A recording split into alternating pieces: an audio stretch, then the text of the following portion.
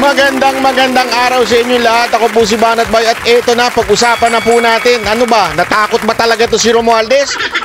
Umurong ba ang bayag? O baka naman style lang ho ito para hindi ho talagang tumuloy-tuloy ang kinakatakutan ng ating mga opisyal. Naku po. Gago! Ano ho ba nangyayari? Kasi ganire. Meron ho kasing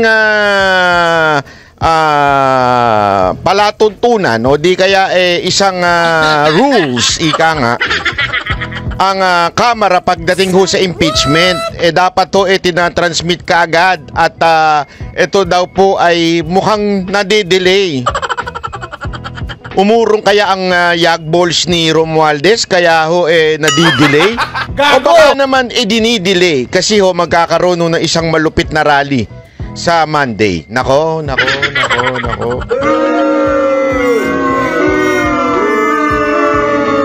Natatakot kaya sila o baka naman paandar lang ho nila yan para yung galit ng mga Pilipino ay medyo humupa-hupa.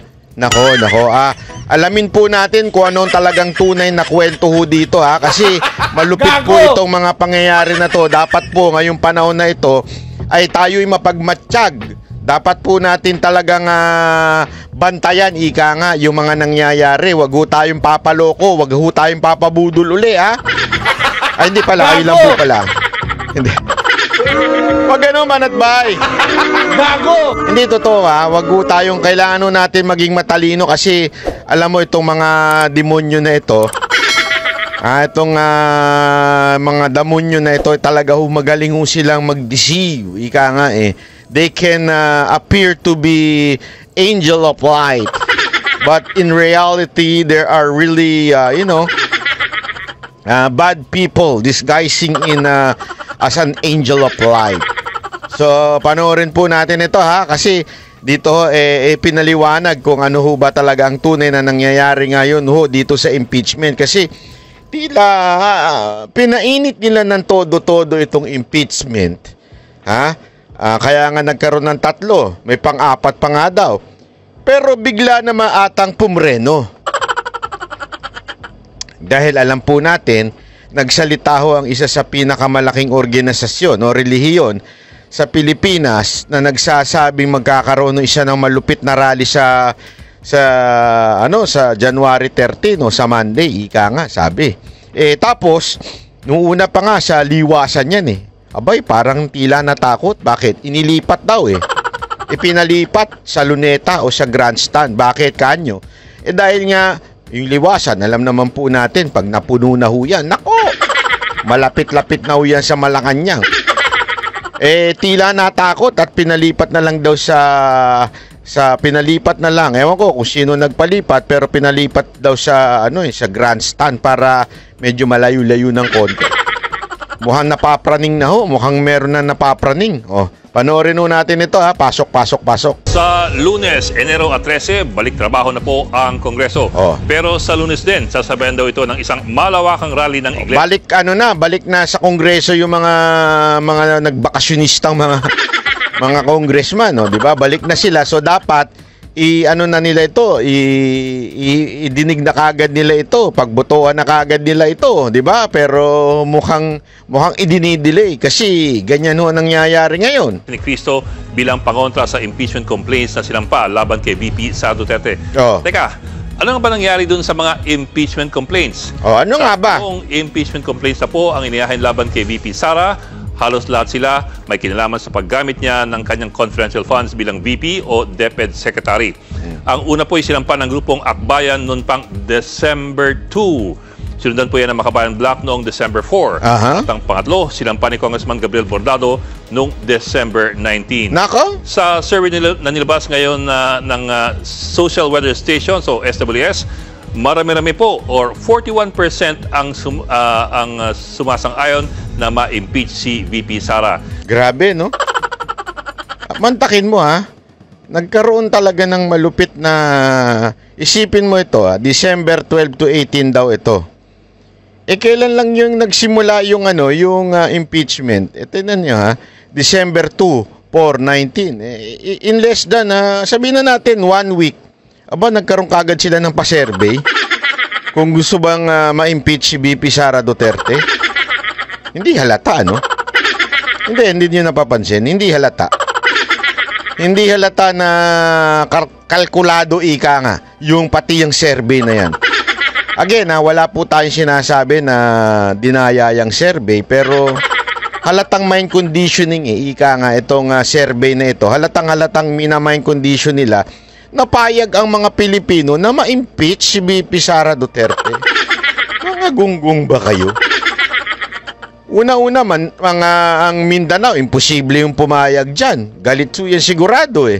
Pangalawa, itong malaking grupo na iglesia, ayaw din dyan. Sino yung sinasabi ninyong 41%? Tapos ang bilis December 12 na to 18, nagkaroon kagad ng survey. Aba, tinatarantado tayo nito. Ginagago tayo kung sino man na nagpa-commission ng survey na yan. Halatang halata eh. Huwag na tayong maglokohan. Pambira, mantakin mo, 41% agree. Marami-rami po or 41% ang sumasang-ayon. Ang hinala ko yung survey, ginawa siguro sa loob ng kamera. Hindi, sa tingin ko lang Gago! Baka sabi siguro, kukomisyon ko kayo na mag-survey kayo, pero mag-survey kayo sa loob lang ng kamera. Ang bihirang buhay, oo. Na ma-impeach si VP Sara. Yun lang, 3 linggo na po nakakaraan mula nung may isang pang impeachment complaint. Pero nasa na nga ba mga ito? Sabihin, 3 linggo na daw nakaraan bago yung pinakaunang impeachment. Okay? Ang lagay nasa batas lang daw, mamaya sasabihin yan, 10 araw lang ang dapat palugit na kailangan na mai-transmit. Ako, sa tingin ko, simple lang ito. Sa tingin ko lang kaya may pa-survey pa silang ganito Mina-mind condition muna nila, sinisigurado muna nilang hinog na hinog sa utak ng mga tao na kailangan i-impeach. Gumagawa sila muna ng mind conditioning sa tao, gumagamit sila ng mga bayarang trolls, gumagamit sila ng mga bayarang vlogger na mukhang mga jologs, yung mga, lalong-lalo na yung yung mukhang palingkera, na yung pagmumuka, hindi ko alam kung babae ba yun, lalaki, pero itsura pa lang talagang kahit maghubad sa harapan mo yun, masusuka ka Walang biro, sobra. Ganun yung mga personalidad. Hindi lamang po sa itsura. Pangit na nga ng itsura, wala pang utak. Birang buhay oo. Ang lahat po ng mga ito ay nasa opisina pa rin ni Reginald Velasco, ang Secretary General ng House of Representatives. Aba, nagtagal sa kanya. Congressman ba ito? Binoto ba ito ng taong bayan? Bakit kaya nagtatagal kay Sir yung impeachment? Siya ba nagdi-decide? Bakit nandun? Dahil ayon po sa Rule 2, Section 3 ng Rules ng House of Representatives, ang lahat po ng impeachment complaints ay unang isasampa sa Secretary General ng House. Pero ito po, ayon din sa House Rules, ito ay ire-refer ng Secretary General sa House Speaker immediately. Immediately. Ang ibig sabihin po ng immediately, mga after 1 year, ganun. After a month. Yung ba ibig sabihin ng immediately? Ayon po sa House Rules, ang Speaker ay may 10 araw lamang para isama ang impeachment complaint. The Speaker shall have it include in the order of business within 10 session day. Kaya kung magtataka kayo dito, bakit dinidelay ipasa nung Secretary General sa Speaker? Kasi once na ipasa na sa Speaker, the Speaker has to decide or kailangan na malagay sa order of business within 10 days. So, dinidili ngayon ni Secretary General. Sa tingin nyo? Di ba? Parang ganun ang dating Dinidili ng Secretary General para hindi maipit si Speaker na kailangan niya nang magkaroon ng order of business within 10 session days. Nako. Yan ang tanong Natatakot kaya si Speaker? Kung bakit sabi niya, wag mo munang bigay sa akin yan. Easy. Natatakot kaya kasi magrarally sa 30? Ba't pagkatapos na ng rally, tsaka mo na ibigay sa akin. Pambira, hayaan mo na yung immediately, wala namang number of days yun eh. Diba? Wala namang number of days yun. I-delay mo na muna. Pagkatapos na muna ng ingay ng mga rally, tsaka natin paspasin yan. Delikado tayo dyan. Yung boto ng iglesia, mawawala sa atin. Order of business, 3 araw para i-refer ito sa Committee on Justice. Kung ganon, bakit po hindi gumagalaw ang mga impeachment complaints? Ayon kasi kay Secretary General Velasco, iniintay pa niya kung may habol pang-apat na impeachment complaint. Kung kailan po yon, hindi pa po malinaw. Isa pa. Lakas ang dahilan, ha? May pang-apat pa inaantay. Hindi ganoon ang hindi ganoon ang rules eh. Yung aantayin mo pa yung pang-apat. Dapat pag may pinasa na sa'yo, immediately ibigay mo na sa speaker. Immediately nga. Ano ibig sabihin na immediately after 1 month? Ibig sabihin yung una pa lang, December 2, isinagbit mo na kagad sa speaker. Bakit immediately biglang hindi mo naman sinagbit? Alam na natin. Ng mga nagparamdam na congressmen na baka sumali sila doon sa impeachment complaint. Yun lang, higit isang buwan na po nang nakatenga ang unang impeachment complaint sa kanyang opisina. Halata. Po sa December 2. Ang huling impeachment complaint naman, magtatatlong linggo na po. Ito po, halata December talaga. 19. Oo nga't dumaan kasi ang Pasko at ang bagong taon, pero parang hindi pa rin angkop ang isang buwan sa katagang immediately. Yun. Kahit sa 1987 Constitution, meron ding nakasaad na mga deadline. Sa Article 11, Section 3, may 10 araw ang liderato ng Kongreso para isama sa order of business ang isang verified complaint. Ayan, may 10 araw, hindi na sinusunod. Alam mo naman, ang Kamara hindi naman sumusunod talaga yan. Hindi talaga nasunod yan sa batas. Kaya sabi, anong pakialam namin kung sabi sa konstitusyon? Ano ba yan? Sino ba yung konstitusyon na yan? Kami ang hari hindi ang konstitusyon. Walang ganyang gayaan. Pambira, sabi. Pambira, oo. 3 araw lamang para i-refer ito sa Committee on Justice. Ang committee naman ay merong deadline na 2 buwan para pag-usapan at pagbotohan kung sapat ba ang impeachment complaint in form and substance. Matapos po noon, ang plenaryo ay merong 10 araw para pagbotohan ang mismong impeachment ng isang opisyal. Yun lang, paiksi na ng paiksi ang PC ng Kongreso. Ang session days ay mula January 13, ito po, hanggang February 7 na lamang. So yan, hanggang dito po. Yan ang po ang session days bago mag-eleksyon. Sa Pebrero 8, recess na po yan at ang balik ay pagkatapos na po ng eleksyon. June na po ang balik ng Kongreso. Ito pa, ang simula po ng kampanya para sa national positions ay sa February 11 at para naman sa local positions ay nasa March 28. Yun ngayon ang magiging problema kung sakali dahil sa pag-intay lamang daw sa mga gustong sumama sa impeachment complaint, baka maubusan tuloy ng oras para ito ay umusad. Mga kapatid, ayan na, wala na. Mukhang tila mukhang ewan ko ba kung aabot ba ito ng eleksyon o baka naman sasadyain na bandang dulo na bago magkampanya para kunwari pinasa namin yung pinasa namin tong impeachment, pinasa namin sa Senado, bahala na Senado. Kung magkaipit-ipit siya sa Senado, abay problema na ng Senado yan. Mukhang ganun ang ginagawa at iniipit dahil natatakot sila sa galit ng taong bayan. Di ba ho? Sa tingin ko yan na nangyayari. Natatakot ho sila sa ng taong bayan kaya sinusubukan nilang i-delay dahil alam naman natin itong Disyembre napakainit ni VP Sara Duterte at napakainit ng issue na yan to the point na nagbigay ng pahayag ang Iglesia ni Cristo na sinasabing magkakaroon ng isang malupit na rally. Alam nyo yung huling malupit na rally niya na i-google ninyo, talaga nga naman dinagsa. Sigurado ako, syempre nagkaroon ng pamilya yan, mas lumawak ko ang kanilang organisasyon, kaya natatakot ho sila sa mangyayari kung sakasakali. Kaya ito, idinidelay ho nila. Tapos, doon pag medyo tumahimik na ng konti, pagkatapos nito mga rally-rally na ito, ay dyan siguro nila ipapaspasin para ho sa Senado na. During the campaign, ang mga congressman ay magko-concentrate na sa pamimigay ng mga 777 nila. Di ba? Magko-concentrate na ho sila sa legal vote buying nila, di ba? Nang pagbibigay ng AKAP, mga gayaan-gayaan, AYEX. No.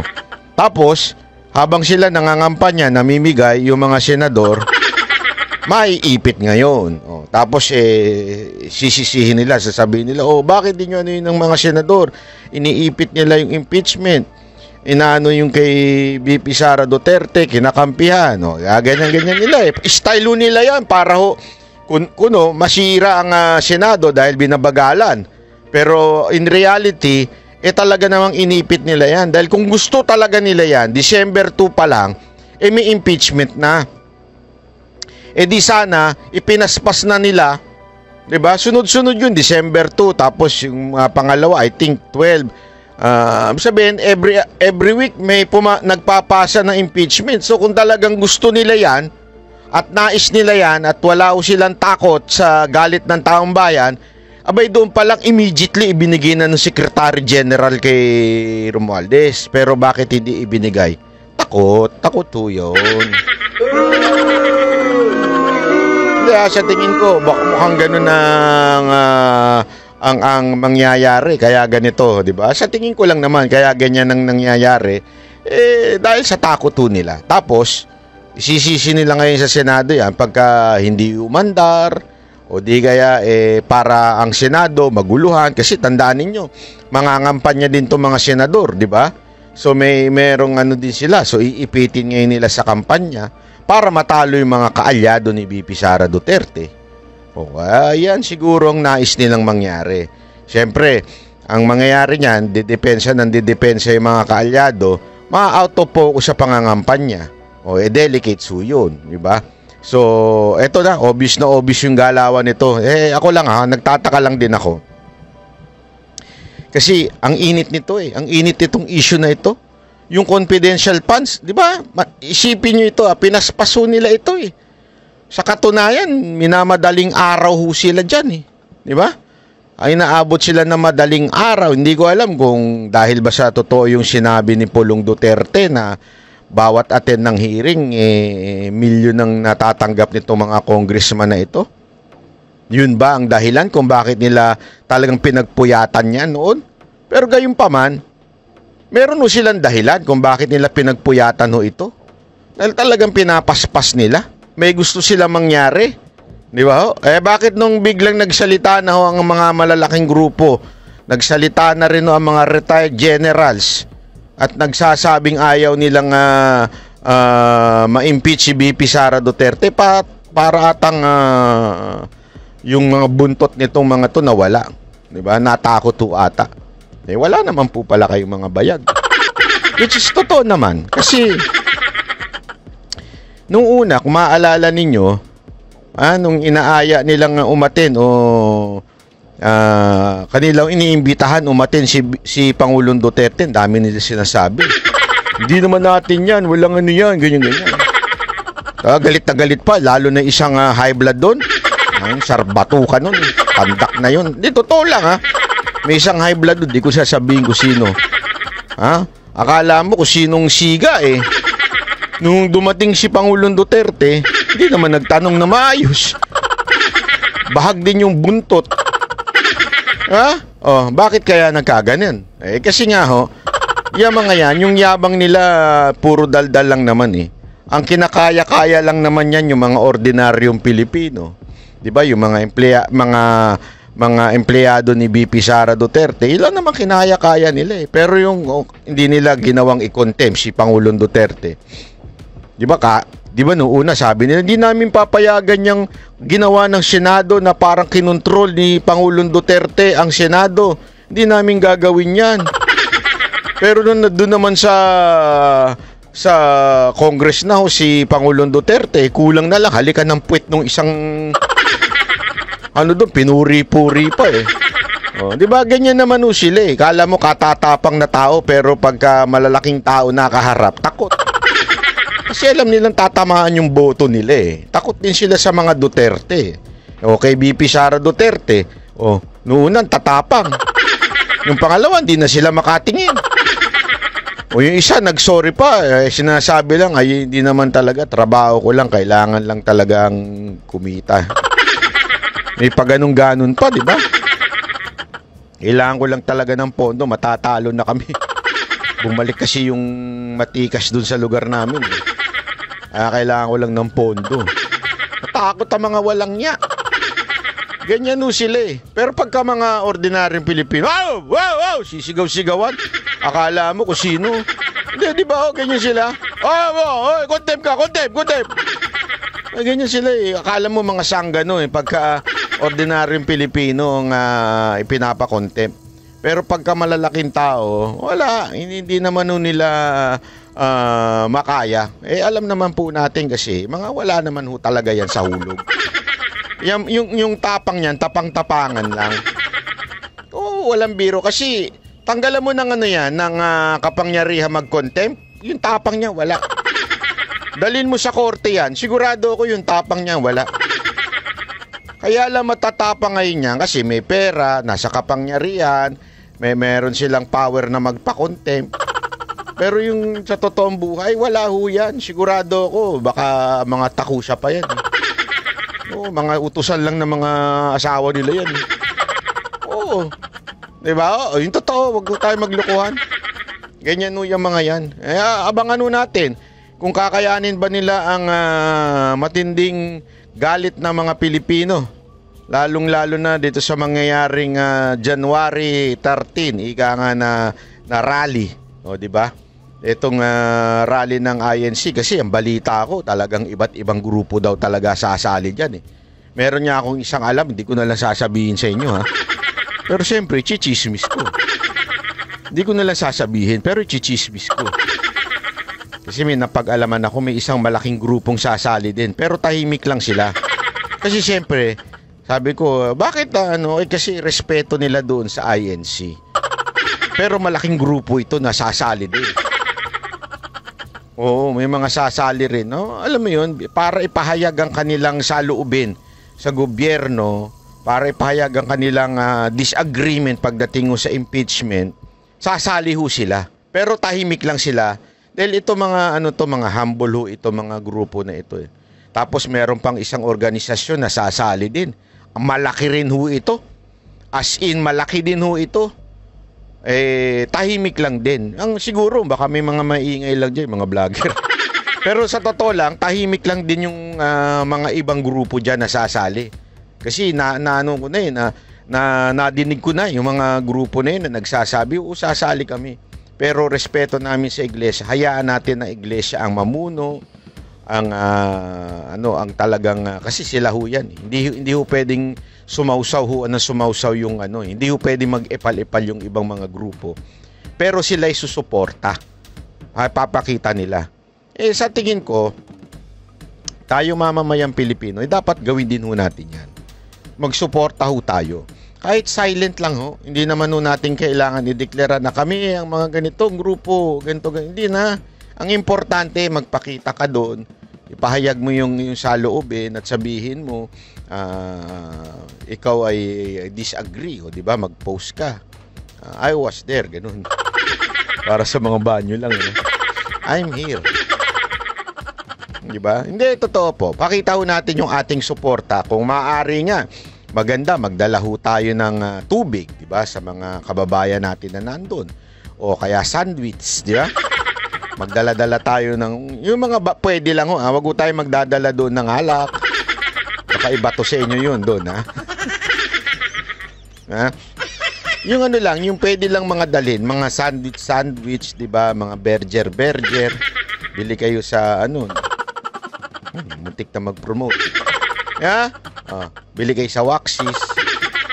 Bili kayo ng tubig na galing sa, para mabasbasan ang mga iba, natin.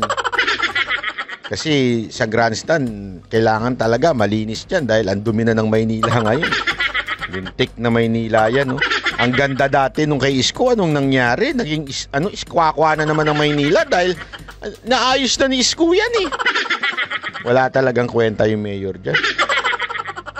Kaya talagang kailangan may balik talaga ang pamamahala ni Yorme sa Maynila. Yorme, wag mo nang iwan yung Maynila.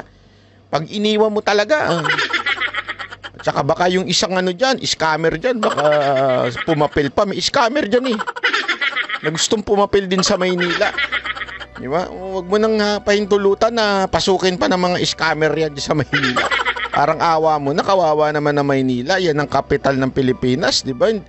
Tapos biglang masisira dahil lang sa mga ambisyoso at bisyosa. Ay nako. Anyway, kita-kita po tayo sa Lunes ha. At ipahayag natin ang ating saloobin para sa ating bayan. Maraming salamat po. Tandaan huwag kakalimutan ha. Ang evil ay nagtatagumpay pag ang mga mabubuting tao ay hindi umiimik. Yan ang Banateros, boses ng ordinaryo Pilipino. Banateros ay walang maka